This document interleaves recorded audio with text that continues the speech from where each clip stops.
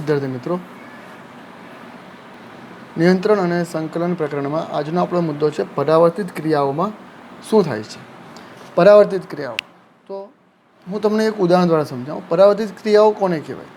જુઓ, તમે ધારો કે કોઈ ગરમ વસ્તુને અડકો છો અને તરત તમારો હાથ પાછળ તમે લઈ લો છો, અથવા તમારો પગ કોઈક અણીવાળી વસ્તુ ઉપર પડે ને તમે તમારો પગ તરત પાછો લઈ લો છો. ઓકે, આવી ઘણી ઘટનાઓ છે જેને તમે પરાવર્તિત ક્રિયાઓના સ્વરૂપમાં તમે વર્ણવી શકો. તો આપણે મુદ્દા સમજીશું. પર્યાવરણમાં કોઈ ઘટનાની ક્રિયાના ફળ સ્વરૂપે અચાનક થયેલી ક્રિયાની ચર્ચા કરીએ તો મોટે ભાગની પ્રતિચાર શબ્દોનો ઉપયોગ આપણે કરીએ છીએ. એટલે કે પર્યાવરણમાં આપણે ક્રિયા કોઈક થતી હોય તો એની સામે આપણે પ્રતિચાર આપણે કરીએ છીએ. આપણે કહીએ છીએ કે હું પ્રતિચાર સ્વરૂપે બસમાં કૂદી ગયો, અથવા મેં પ્રતિચાર સ્વરૂપે આગની જ્વાળામાંથી મારો હાથ પાછો ખેંચી લીધો, અથવા હું એટલો બધો ભૂખ્યો હતો કે પ્રતિચાર સ્વરૂપે મારા મોંમાં પાણી આવવા લાગ્યું. હવે આ શું કહેવા માગે છે? આનો અર્થ શું થાય છે? અહીં જે 3 વાક્યો આપ્યા છે એ આ પ્રતિચાર શબ્દનો અર્થ બતાવે છે કે આપણે આપણા રોજિંદા જીવનમાં પ્રતિચાર શબ્દનો ઉપયોગ કરીએ છીએ. કે હું પ્રતિચાર સ્વરૂપે બસમાં કૂદી ગયો, બસમાંથી કૂદી ગયો. બસમાંથી તમે ક્યારે કૂદો? પહેલી વાત તો એક કે જ્યારે તમે બસમાં જ બેઠા હોય, બસમાં મુસાફરી કરતા હો અને બસમાં અથવા બસનો અકસ્માત થાય, અથવા તમને એવું લાગે કે બસનો અકસ્માત થવાનો છે હવે, તો તે સમયે પોતાનો જીવ બચાવવા માટે તમે કદાચ બસમાંથી કૂદી પડો. તો તમે ક્યારે કૂદ્યા? અકસ્માત થવાનો છે એ જોઈને કૂદ્યા. તો એ જે જોવાની જે તમારી ક્રિયા છે કે તમે હવે એવી ઘટનામાંથી પસાર થવાના છો કે જેમ કે બસનો અકસ્માત થઈ જવાનો છે, તો તે ક્રિયા કહેવાય કે બસનો અકસ્માત થાય છે.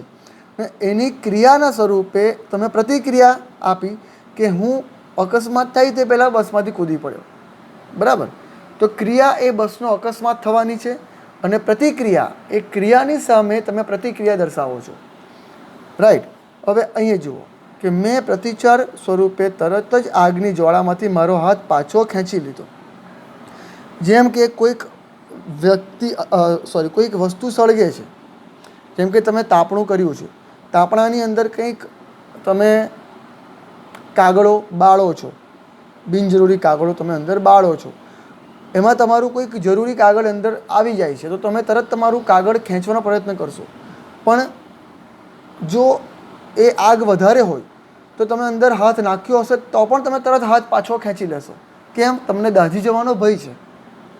તો આ આગની જ્વાળામાંથી તમે તમારો હાથ પાછો ક્યારે ખેંચશો? જ્યારે તમને એવું લાગશે કે હું દાઝી જવાનો છું, તો તરત આગની જ્વાળામાંથી તમે હાથ પાછો ખેંચી લેશો. ચાલો, તો એ છે ક્રિયાની સામે થતી પ્રતિક્રિયા. હવે અહીં છે કે હું ભૂખ્યો થયો, એટલો બધો ભૂખ્યો હતો કે મારા મોંમાંથી પાણી આવવા લાગ્યું. તો ભૂખ લાગવી એ છે ક્રિયા. બરાબર? અને પ્રતિક્રિયા સ્વરૂપે તમારા મોંમાંથી પાણી નીકળ્યું. ઓકે, તો આ છે ક્રિયા અને એની સામે શબ્દ વપરાય છે પ્રતિક્રિયા. ખ્યાલ આવે છે? સામાન્ય રીતે આવી ઘણી ક્રિયાઓ પર તો આપણે ધ્યાન પણ નથી આપતા હોતા આપણા રોજિંદા જીવનની અંદર. ઓકે, પણ આપણા પર્યાવરણમાં થનારા પરિવર્તનોને સામે આપણે પ્રતિચાર આપીએ છીએ. ઓકે, પર્યાવરણમાં કંઈ પરિવર્તન થાય તો આપણે એના પ્રતિચાર સ્વરૂપે કંઈક ને કંઈક ક્રિયાઓ કરીએ છીએ. જેમ કે પર્યાવરણમાં શિયાળાની ઋતુ આવે, ધારો કે ઠંડી પડવા લાગે, તો આપણે એના પ્રતિચાર સ્વરૂપે શું કરીશું? આપણા હાથને આપણે શરીરની નજીક ખેંચી લઈશું. બરાબર છે? અથવા ગરમ વસ્ત્રો પહેરીશું. તો એ ઠંડીની ક્રિયા સામે આપણી પ્રતિક્રિયા કહેવાય. રાઈટ? ઉનાળો આવે તો આપણે સુતરાઉ કાપડના કપડાં પહેરીશું. કેમ? કારણ કે ગરમી ઓછી લાગે એ માટે. બરાબર? વરસાદ પડે છે તો તેનાથી બચવા માટે તમે કદાચ રેઇનકોટ અથવા તો છત્રીનો ઉપયોગ કરશો. કેમ? કારણ કે એ જે ક્રિયા થાય છે એની સામે તમે પોતાને બચાવવા માટે પ્રતિક્રિયા કરો છો. તો અહીં જે બીજો ફકરો આપ્યો છે એમાં ઉપરની જ ક્રિયાનું ઉદાહરણ લઈને તમને સમજાવવામાં આવ્યું છે. જેમ કે આગની જ્વાળાને અડકતા અથવા આગની જ્વાળાને અડકવાનું આપણા માટે અથવા કોઈ પણ પ્રાણી માટે અકસ્માત અથવા ભયજનક સ્થિતિ છે. બરાબર. આગને કોઈક મનુષ્ય સ્પર્શ કરે કે કોઈ બીજો સજીવ એને સ્પર્શ કરે કે આગ એને સ્પર્શ કરે, પણ જે તે સજીવને નુકસાન થશે, એને અકસ્માત થશે, એના માટે એ સ્થિતિ ભયજનકની હશે જો એ દાઝી જાય તો. બરાબર છે. આપણે તેના પ્રત્યે કેવી રીતે ક્રિયા કરીએ છીએ? તો એક સરળ રીતે આપણે એ વિચારી શકીએ કે આપણને ઈજા પહોંચી શકે છે, એટલે માટે આપણે આપણો હાથ હટાવી લઈએ છીએ. અને એક જરૂરી પ્રશ્ન ઉદ્ભવે છે કે આ બધું વિચારવા માટે આપણે કેટલો સમય લાગે છે? જુઓ, જેમ કે આગ લાગે છે, કોઈક વસ્તુમાં આગ લાગી છે, બરાબર. હવે એ વસ્તુને તમે અળગશો નહીં, ક્યારે પણ તમે વસ્તુને એ અડકવાના નથી કે જે વસ્તુમાં આગ લાગી છે. કેમ? કારણ કે જો આપણે એને અડકવા જઈશું તો આપણે દાઝી જઈશું, રાઈટ. અથવા જો એ ઇમ્પોર્ટન્ટ વસ્તુ હશે તો પણ તમે દાઝી ન જાઓ એ રીતે તમારો હાથ રાખશો. અથવા જો જ્વાળામાં તમારો હાથ હોય તો તમે તરત હાથ પાછો ખેંચી લેશો. તો આ પાછો હાથ ખેંચી લેવો, બરાબર છે, એમાં કેટલો સમય લાગે છે એ તમે ક્યારેક વિચાર્યું છે? કે તમે ધારો કે કોઈક વસ્તુ આગની અંદર તમે કોઈક વસ્તુને સળગાવો છો, એમાં એક એક વસ્તુ તમે નાખો છો, તો તમે શું આગની અંદર હાથ નાખીને નાખશો વસ્તુને અંદર? જેમ કે તમે કાગળ સળગાવો છો ધારો કે, તો એક એક કાગળ શું અંદર આગમાં તમે હાથ નાખીને તમે કાગળ નાખશો? તો કે ના, તરત તમે કાગળ નાખીને હાથ પાછળ ખેંચી લેશો. જો વધારે સમય માટે આગમાં હાથ નાખીએ આપણે તો આપણે દાઝી જઈશું. તો એ પાછો હાથ ખેંચી લેતા આપણને કેટલો સમય લાગે? તો કેટલીક સેકન્ડો જ લાગે છે આપણને.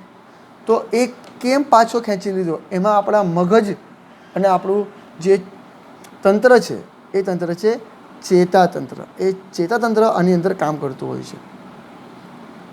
તો સમજો, એક મુદ્દો હું તમને બતાવું છું કે સંવેદના કે આવેગ. હવે સ્પર્શ, ગરમી, એની સંવેદના આપણી ચામડી સ્પર્શ કરી શકે છે. આગને જોવાથી આપણે દાઝી જતા નથી, બરાબર. આગને આપણે દૂર આગ સળગતી હોય તો એને આપણે જોઈએ તો આપણે દાઝી જઈએ? ના, બરાબર. ગરમીની સંવેદના કોણ સ્પર્શ કરે? તો કે ચામડી, રાઈટ. તો જો તમે એ સંવેદના મહેસૂસ કરવા માંગતા હોય તો તમારે અગ્નિમાં હાથ નાખવો પડે, બરાબર. પણ આપણે એવું નથી કરવાનું. સમજો, જે સંવેદના કે આવેગ ઉત્પન્ન કરવા માટે મગજ દ્વારા ચિંતન થવું એ જરૂરી છે. તમે આગને જોઈ છે, બરાબર, તમે અંદર હાથ નાખો ઇનકેસ ભૂલથી પણ, તો તરત મગજમાં સંદેશો પહોંચશે ચામડી દ્વારા. ધારો કે તમારી ચામડી થોડી પણ દઝાશે અથવા તમારી ચામડી ઉપર થોડી પણ ગરમીની અસર થશે, એટલે સીધો હાથ દ્વારા તમે ધારો કે હાથ નાખવાનો પ્રયત્ન કરો છો, તો હાથ દ્વારા સીધો એ સંકેત તમારા મગજ સુધી પહોંચશે અને મગજ તરત જ હાથને જ પાછો સંદેશો આપશે કે ભાઈ તું પાછો હાથ ખેંચી લે. ઓકે. આ વિચાર કરવો એ જટિલ ક્રિયા છે, બરાબર. આપણે કંઈક આગમાં હાથ નાખી નથી રાખતા, કારણ કે આપણને ખબર છે કે આગમાં હાથ નાખી મૂકીશું તો આપણને અકસ્માત થશે, આપણને ઈજા થશે, બરાબર. એની દર્દની સંવેદના આપણા હાથ ઉપર કે જે તે અંગ ઉપર કાયમ માટે રહેશે. ઓકે. તો કહેવાનો મતલબ એમ છે કે જ્યારે પણ કોઈક સંવેદના વિશે આપણે વાત કરીએ તો એ સંવેદના જે તે સંવેદી અંગ તરફથી મગજ સુધી પહોંચે છે. અને જો એ સંવેદના શરીરને નુકસાનકારક હશે તો મગજ ફરીથી પાછો એક સંકેત મોકલે છે જે તે અંગ તરફ કે તમે જે ક્રિયા કરો છો એ બંધ કરી દો, રાઈટ. ધારો કે તમે ચાલતા ચાલતા રસ્તામાં કોઈક કાચના ટુકડા પડ્યા હોય કે અણીદાર વસ્તુઓ પડી હોય, બરાબર, તો એના પર તમે પગ મૂકીને નથી ચાલવાના. કેમ? કારણ કે એનાથી તમને ઈજા થશે. તો ધારો કે ભૂલમાં પગ પડી પણ જાય, તમે નીચે જોયું કે નીચે ઘણા બધા કાચના ટુકડા પડ્યા છે, મને પગમાં એકવાર ઈજા થઈ ગઈ છે, તો શું તમે પાછું એ કાચના ટુકડા પર આગળ ચાલશો? નહીં ચાલો. કેમ? કારણ કે મગજ દ્વારા સંદેશો પહોંચી ગયો છે અને મગજે તરત જ પાછો પગને સંદેશો આપી પણ દીધો કે ભાઈ હવે તારા પગ ત્યાં પડવા જોઈએ નહીં, તું તારો પગ પાછો ખેંચી લે, રાઈટ. તો આ જે સંવેદનાની સામે જે ક્રિયા થઈ એને આપણે પ્રતિક્રિયા કહીશું અને એને પરાવર્તિત ક્રિયા પણ કહેવામાં આવે છે. ક્રિયા જે સંવેદી અંગ દ્વારા મગજ સુધી પહોંચી અને પરાવર્તિત ક્રિયા એટલે કે જે મગજ દ્વારા ફરીથી જે તે અંગ તરફ ગઈ. જુઓ, હું તમને આ પરાવર્તિત જે ક્રિયા છે એને થોડું અલગ રીતે તમને સમજાવવાનો પ્રયત્ન કરું. જુઓ, આ ધારો કે આપણું મગજ છે,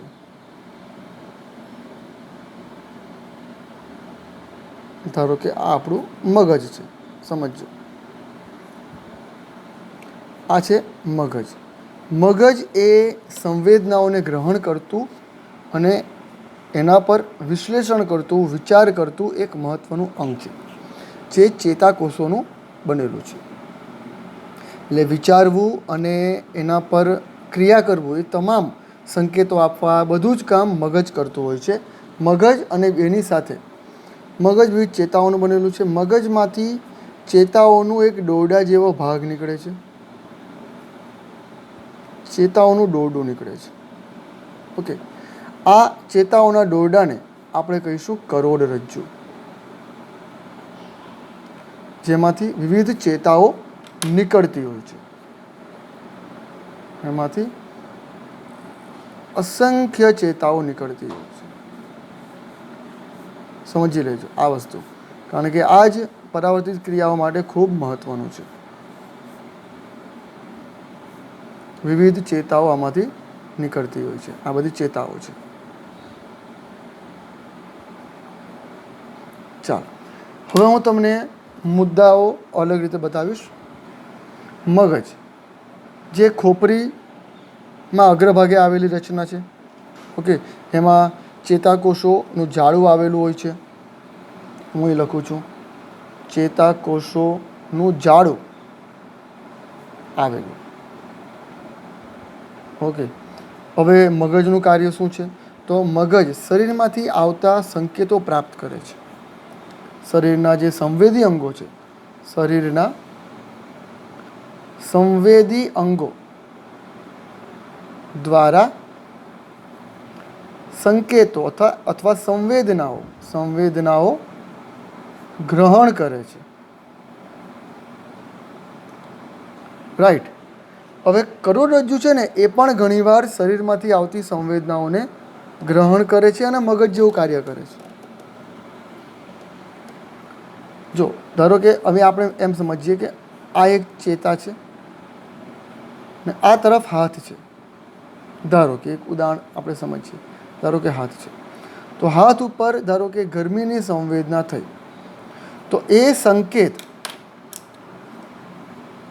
જો તરત હાથ પાછળ ખેંચી લેવાનો હશે, હવે સમજી લેજો, એ સંકેત કરોડરજ્જુ પાસે જશે અને ઘણીવાર કરોડરજ્જુ જ મગજની જેમ આ હાથને સંકેત પાછો મોકલી આપશે કે તું હાથ પાછળ ખેંચી લે. ને કેટલાક સંકેતો મગજ સુધી પણ પહોંચે છે. બરાબર છે, ખ્યાલ આવે છે? સંકેતો જે આવે છે એ કરોડરજ્જુ પાસે તો આવે જ છે, બરાબર, ઉપરાંત મગજ સુધી પણ પહોંચે છે. અને ઘણીવાર કરોડરજ્જુ પણ મગજની જેમ સંવેદનાઓને ગ્રહણ કરી એ સંવેદનાઓ સામે પ્રતિક્રિયા આપવાનું કાર્ય કરતું હોય છે. હવે ધારો કે હું એમ કહું, હું એક પેલા મુદ્દો લખી દઉં કે કરોડરજ્જુ પણ મગજની જેમ સંવેદના પર વિશ્લેષણ કરી શકે છે. ઓકે, અને પ્રતિક્રિયા આપી શકે છે, અથવા પરાવર્તિત ક્રિયા એમ લખું, પરાવર્તિત ક્રિયા માટે સંકેતો મોકલી શકે છે.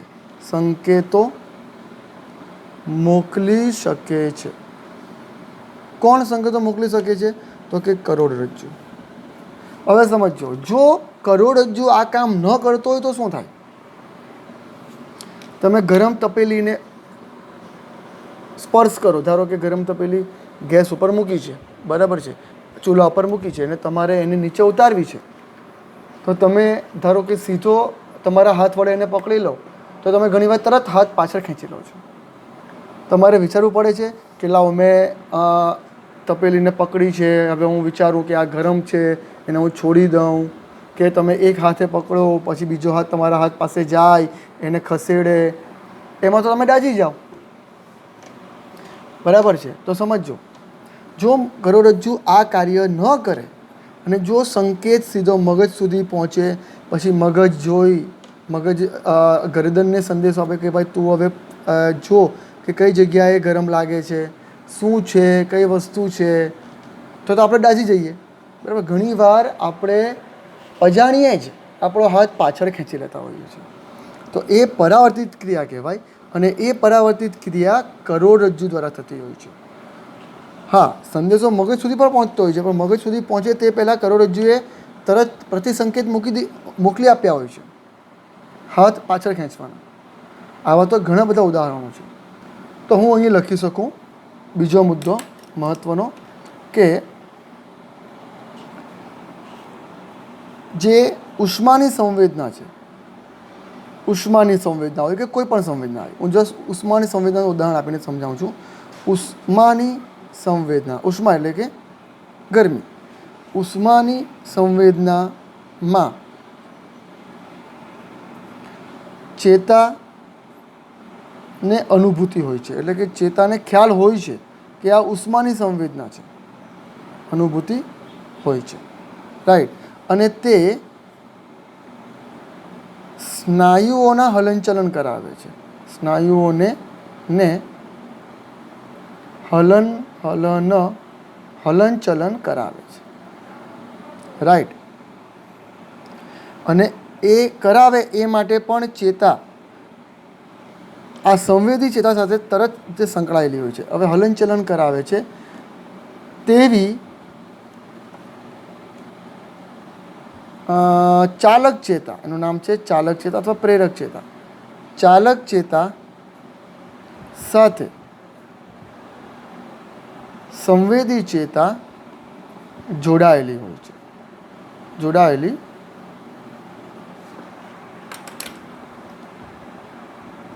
હોય છે, રાઈટ. સમજો.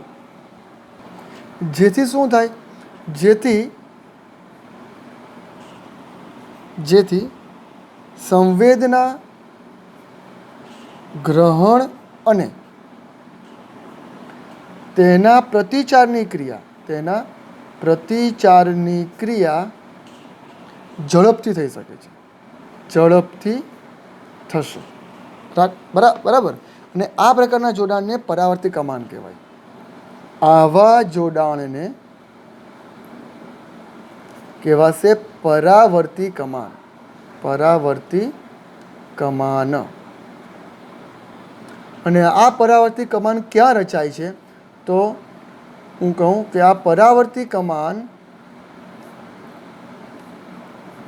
જે કરોડરજ્જુમાં રચાય છે, કરોડરજ્જુમાં રચાય છે. કેમ કરોડરજ્જુમાં રચાય છે?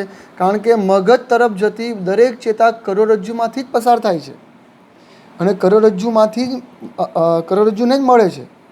ઓકે, એટલે સંવેદના આગળ વધીને મગજ સુધી તો પહોંચે છે, પણ એ પહોંચે, મગજ વિશ્લેષણ કરે તે પહેલાં કરોડરજ્જુ મગજની જેમ કામ કરીને પરાવર્તી કમાન રચીને, બરાબર, પ્રેરક ચેતા દ્વારા એટલે કે ચાલક ચેતા દ્વારા સંદેશો મોકલી આપે છે. જુઓ, હું તમને એક આકૃતિ દ્વારા સમજાવું. હું અહીં કરોડરજ્જુનો આડો છેદ દર્શાવીશ કે કરોડરજ્જુ કેવું દેખાય. જો તમે કરોડરજ્જુને કાપી, અહીંયાથી તમે જો કરોડરજ્જુને કટ કરો, બરાબર છે, ધારો કે આ કરોડરજ્જુ છે, અહીંથી એને કટ કરો આ બાજુથી, બરાબર, તો એ કેવું દેખાશે, પરાવર્તી કમાન કેવી દેખાય, તો એના વિશે હું તમને અહીં થોડું સમજાવવાનો પ્રયત્ન કરીશ. તો કરોડરજ્જુ કંઈક આ પ્રકારે દેખાતું હોય, એચ આકારનું, બટરફ્લાય શેપ.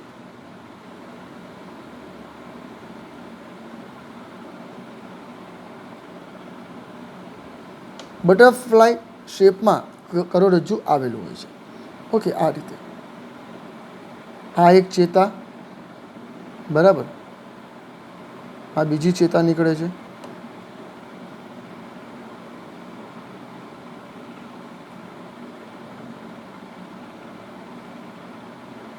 સમજી લેજો. હું ખૂબ જ સરળ આકૃતિ પાડીશ, તમને સમજ પડે એ રીતે. ને આ ચેતા આગળ વધે છે મગજ તરફ, બરાબર, આ મગજ તરફ, આ તરફ, આ મગજ તરફ, બરાબર. આ કરોડરજ્જુ છે, આ આકૃતિ જે છે એ છે કરોડરજ્જુ, અને કરોડરજ્જુનો આડો છેદ, કરોડરજ્જુ. હવે સમજો, આ એક હાથ આપણે ગણીએ, આ બીજો હાથ ગણીએ. હવે બીજા હાથમાં આ ચેતા આ રીતે વહન પામતી હોય છે. જો બતાવું તમને, હાથ તરફ આ ચેતા આ રીતે પહોંચતી હોય છે. સિમ્પલ હું હાથનું ચિત્ર પાડીશ, સિમ્પલ.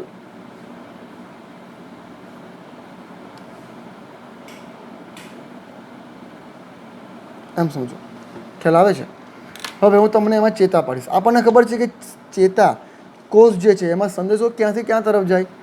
તો ધારો કે ચેતામાં આ છે કોષકાય અને આ અક્ષતંતુ, એટલે કે શિખાતંતુ આ તરફ આવેલા હોય. શિખાતંતુથી અક્ષતંતુ તરફ આ રીતે સંદેશો જાય છે. એટલે હું આવી નાની નાની આકૃતિ પાડીશ. આ એક ચેતાકોષ, આ બીજો ચેતાકોષ, અને આ રીતે સંદેશો વહન પામતો હોય છે, આપણને ખબર છે. રાઈટ. તો ધારો કે આ હાથ કોઈક ગરમ વસ્તુને સ્પર્શ કરે છે. આ એકદમ ગરમ વસ્તુ છે, એમાંથી વરાળ નીકળે છે.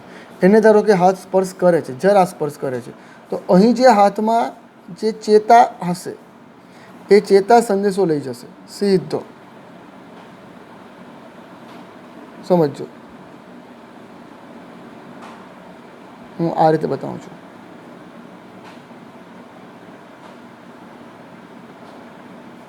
રાઈટ. ને આ રીતે એ મગજ સોરી કરોડરજ્જુમાં પહોંચશે. સંદેશો આ રીતે આગળ વધશે, બરાબર. ચેતા એક ચેતાકોષમાંથી બીજા ચેતાકોષમાં સંદેશો આમ આગળ પહોંચતો જશે, જે નો ડાઉટ અહીંયાથી આગળ મગજ તરફ પણ જવાનો જ છે. પણ આ સંદેશો એવો છે કે જેનાથી સ્નાયુઓ દ્વારા, હવે આ જે ચેતા સંદેશો લઈ જાય છે આ ચેતાને આપણે કહીશું સંવેદી ચેતા અથવા સંવેદી ચેતાકોષ. સળંગ તમે ગણો તો સંવેદી ચેતા એ સંદેશો લઈ જાય છે. હવે કરોડરજ્જુમાંથી તરત જ પાછી પ્રતિક્રિયા થશે. ઓકે, આ સેન્ટરમાં આ જે વચ્ચેનો ભાગ છે, વચ્ચેના ભાગમાં થશે પૃથક્કરણ, પૃથક્કરણીય ચેતાકોષ અથવા ચેતા. આ જગ્યાએ એક ચેતા એવી હશે કે જે એનું પૃથક્કરણ કરશે, બરાબર છે. આ જગ્યાએ એના દ્વારા ફરીથી પાછો સંદેશો મોકલવામાં આવે. આ સંદેશો આગળ તો જવાનો જ છે મગજ તરફ, પણ આ કરોડરજ્જુ ફરીથી પાછો સંદેશો મોકલી આપશે, જે આ રીતે આગળ વધશે. આ એક બીજી ચેતા હશે જે સંદેશોને હાથ તરફ લઈ જાય છે. ખ્યાલ આવે છે? આ જે ચેતા આવી, આ ચેતા આ તરફ સંદેશો લઈને, સંદેશો એટલે કે આ તો સંદેશો લાવ્યો, આ છે પ્રતિસંકેત લઈને આવે છે. ઓકે, અથવા તેને પ્રતિચારક જેને કહેવાય કે એ એનો પ્રતિચાર આપશે. અહીં જે મસલ્સ હશે, અહીં જે સ્નાયુઓ હશે, એ સ્નાયુ દ્વારા એને પ્રતિક્રિયા આપશે. અને આ જે ચેતા છે, આ ચેતાને આપણે ચાલક ચેતા તરીકે ઓળખીશું. ચાલક ચેતા કોષ, બરાબર. સંદેશો આવે છે, મગજ સુધી પણ જાય છે, પણ તે પહેલાં કરોડરજ્જુમાં એનું વિશ્લેષણ થશે, એનું પૃથક્કરણ કરશે, અને પૃથક્કરણીય ચેતાકોષ તરત જ આ ચાલક ચેતા દ્વારા હાથના સ્નાયુઓને સંકેત આપશે કે હાથ પાછો ખેંચી લો, હાથ પાછો ખેંચી લો, હાથ પાછો ખેંચી લો, નહીંતર તમે વધારે પડતા દાઝી જશો. તો અહીં જે કમાન આખી બને છે, આ કમાન, બરાબર, આ જે આખી રચના બને છે, જોજો આ આમ કમાન આકાર બન્યો આખો, જો આ. રાઈટ. તો આને કહેવાશે પરાવર્તી કમાન, આને કહેવાય પરાવર્તી કમાન. રાઈટ, કે જે પરાવર્તી ક્રિયાઓ કરે છે. જો આ તમારી ટેક્સ્ટબુકમાં પણ આવી આકૃતિ તમને દર્શાવી છે. રાઈટ. હવે તમારી ટેક્સ્ટબુકમાં એક મુદ્દો આપ્યો છે કે પરાવર્તી કમાન ઘણા પ્રાણીઓમાં સારી રીતે વિકાસ પામેલી હોય છે. તો એ કયા પ્રાણીઓ છે કે જેમાં મગજની વિચારવાની ક્રિયા થોડી ધીમી હશે અથવા એટલી સચેત ન હોય, તો તેમાં પરાવર્તી કમાન સારી રીતે વિકાસ પામેલી હોય. ઓકે, કારણ કે મોટેભાગના પ્રાણીઓ એવા છે કે જે વિચારવા માટે ખૂબ જ જટિલ ચેતાકોષની જાળ કાં તો એમનામાં અલ્પ વિકસિત હોય ક્યાં તો ગેરહાજર હોય. મનુષ્ય સુવિકસિત પ્રાણી છે, બરાબર છે. અહીંયા મનુષ્યની જ વાત નથી કરતા, પણ બીજા એવા પ્રાણીઓ કે જેના અંદર મગજનો વિકાસ થોડો ઓછો થયો હોય અથવા મગજ એટલી સંવેદનાઓ પ્રત્યે સચેત ન હોય, બરાબર છે, તો તેમાં આ પરાવર્તિત કમાન ખૂબ જ સારી રીતે વિકાસ પામેલી હોય છે. તો અહીં આ પરાવર્તિત જે ક્રિયાઓ છે એના વિશેનો મુદ્દો તમને ખ્યાલ આવી ગયો હશે. ઓકે, તો અહીં આપણે આ મુદ્દાને સંપૂર્ણ કરીશું.